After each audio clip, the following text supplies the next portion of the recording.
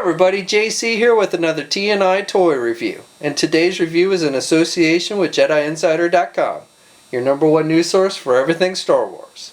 And for today's review, we're going to be taking a look at the new Star Wars The Force Awakens Black Series 6-inch scale First Order Special Forces TIE Fighter vehicle and TIE Fighter pilot from Hasbro Toys.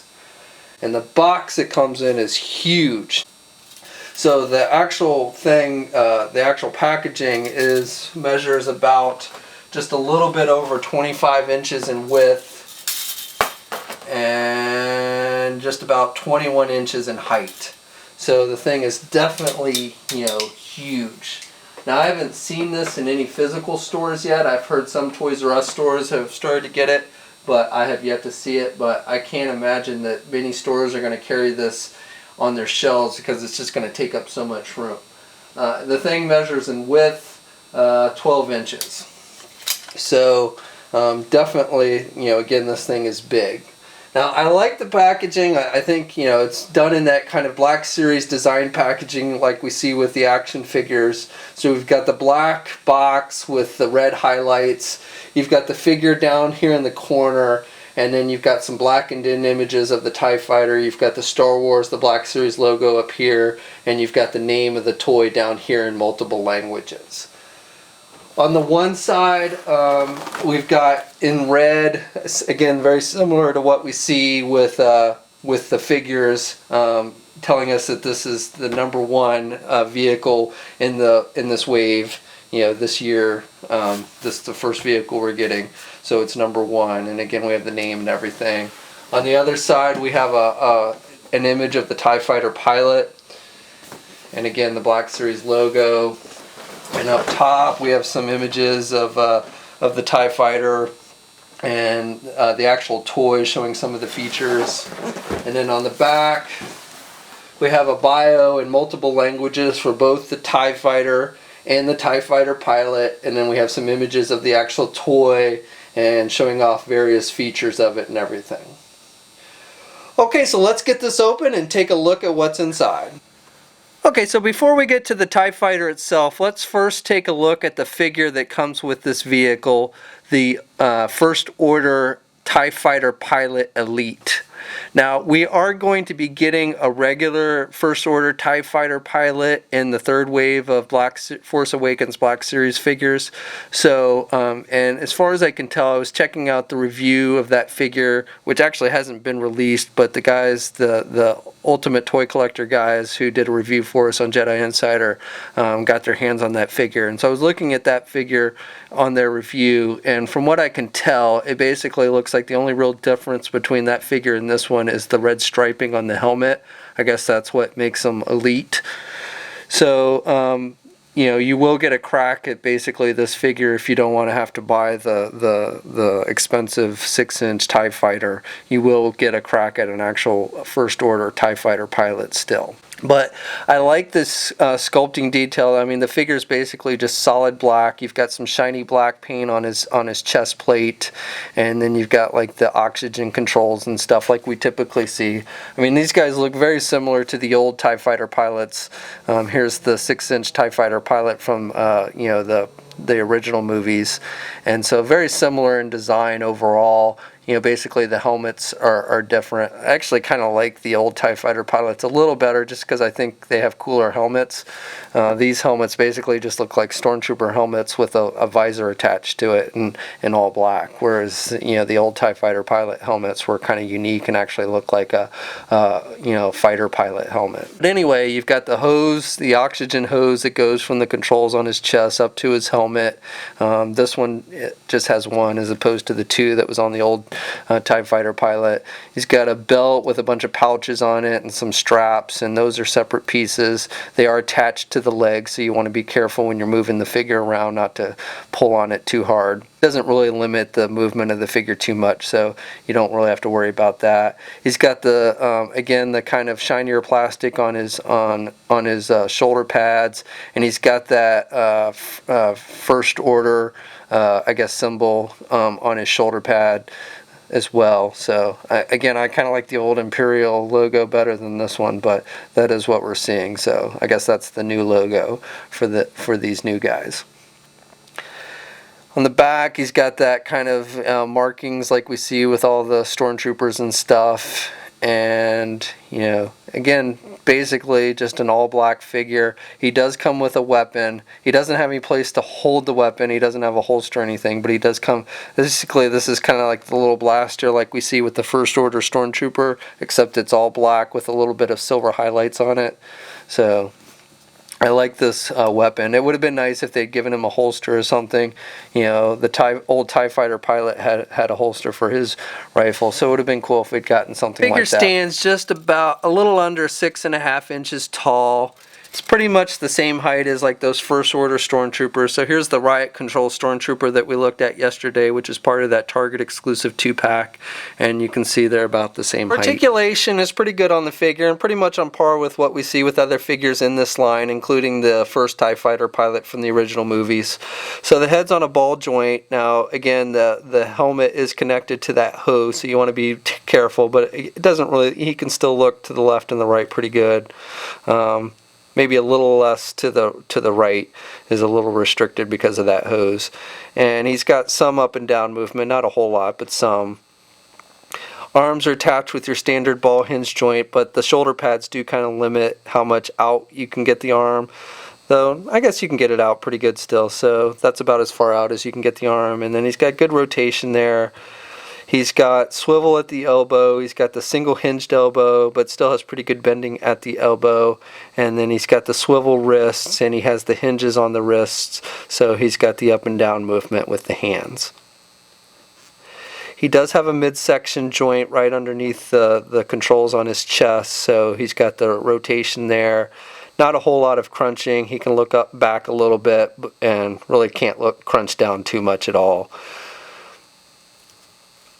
There is no thighs, or there is no waist swivel. Legs are attached with ball joints.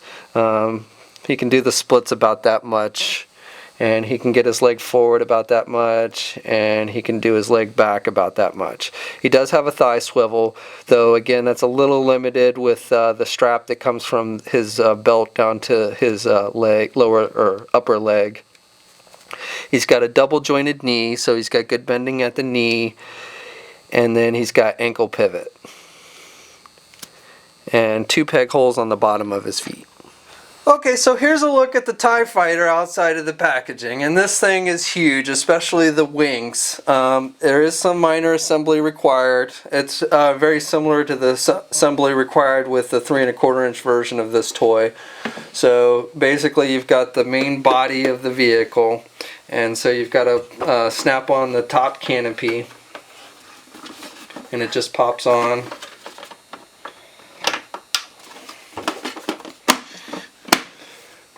And then there's the antenna piece that just, there's a hole at the top and you just push it in. And then the gun turret that goes on the bottom, and again you just push it in and it rotates. And then the wings, and these wings are huge. I can hardly fit them on the camera. So if we go off camera a little bit here, I apologize, but basically all you do is you just push them in just like you do with the 3¼ inch toy, and they just clip right in.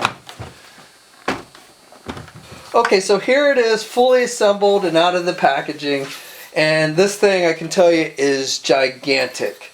So real quick, there is an instruction sheet to show you how to put it all together. You know, it's pretty self-explanatory, but just in case, they have included something to show you how to assemble everything.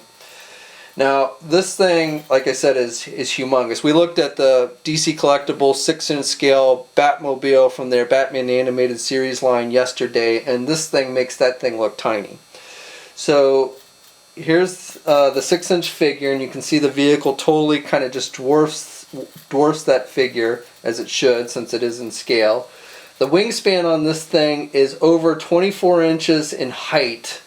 So, you know, that just basically tells you how big this thing is. The cockpit itself is about, it's about maybe 8.5 inches in width. And then the wingspan going back, let's see, is about 17.5 inches. So again, this thing is definitely big.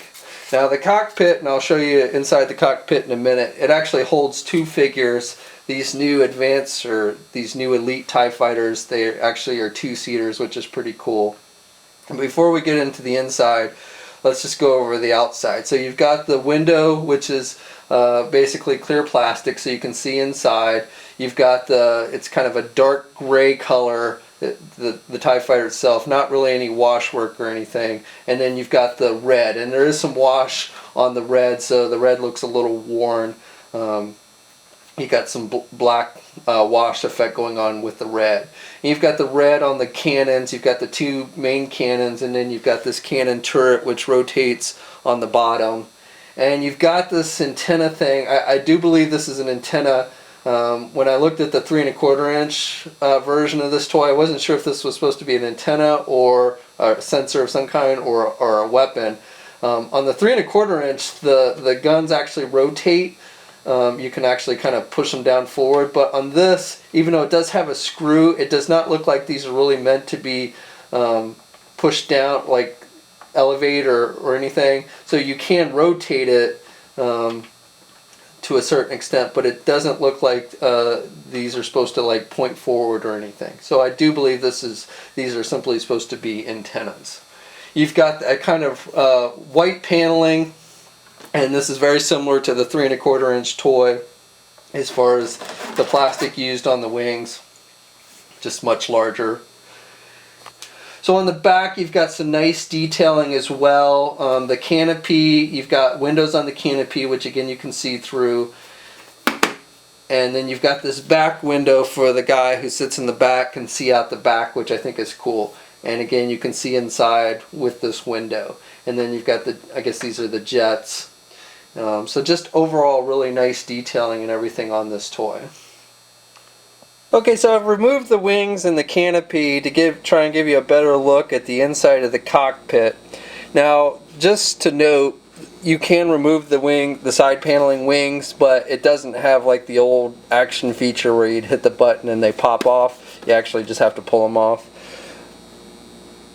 Now, there's some nice detailing on the inside of this cockpit, and it's actually laid out differently than like the 3¼ inch toy. The 3¼ inch toy does have 2 seats like this one, but they're actually side by side, whereas you've got a seat, basically back-to-back seats on this one. And you've got various control panels and joysticks or steering columns or whatever you want to call them on the sides for each seat.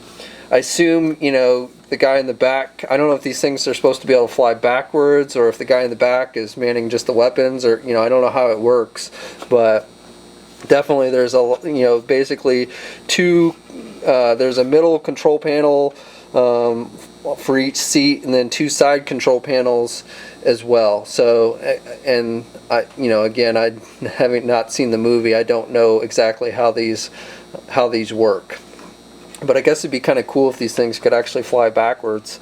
So besides the steering columns and such, you've just got various controls and stuff with some paint. They're painted different colors, red and yellow and stuff.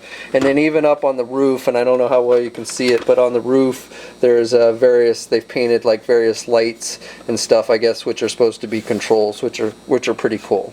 Now the inside of the canopy doesn't have any controls or anything. It's just got the windows. It looks very much like a TIE fighter canopy door. Now one thing I do want to note is you'll notice on the seats it looks like it's got these clamps, which I guess are supposed to secure the figure. There's also this middle piece which will fit in there. I guess it's supposed to be kind of is the back of the seats for the 2 pilots, and that's removable.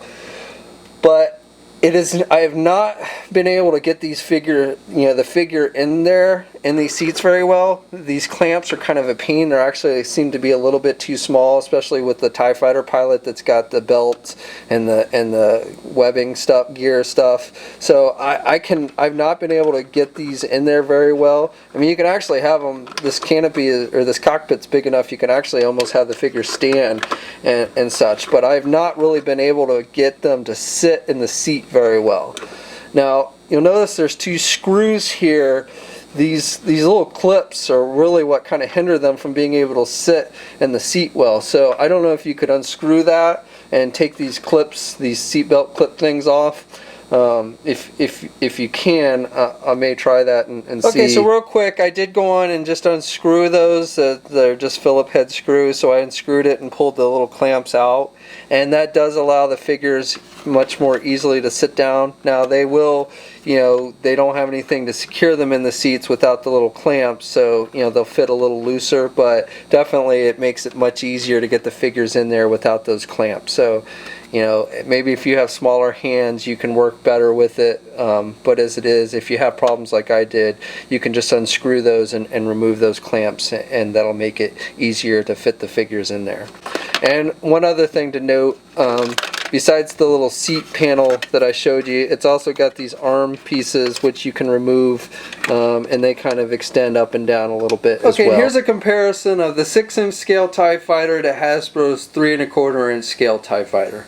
And you can see how the 6-inch one totally dwarfs the 3 1/4-inch one. Here's a size comparison with the BMF Millennium Falcon and the 6-inch TIE Fighter, and you can see that the TIE Fighter dwarfs the Falcon to some extent. Now the Falcon is obviously longer than the TIE Fighter, but definitely the TIE Fighter is much taller. Sorry for the lighting. It's hard to get these huge ass vehicles in a camera shot, but I just wanted to give you a quick size comparison. And just for one more comparison, here's the TIE Fighter next to Hasbro's AT-AT, and these are about the same height. So again, similar in size, I would say, between these two. Okay, so that's my review. Overall, I would say this is a really cool toy. My biggest drawback with it is probably just being able to find the space to display it. Honestly, I don't know where I'm going to put this thing once the review's done.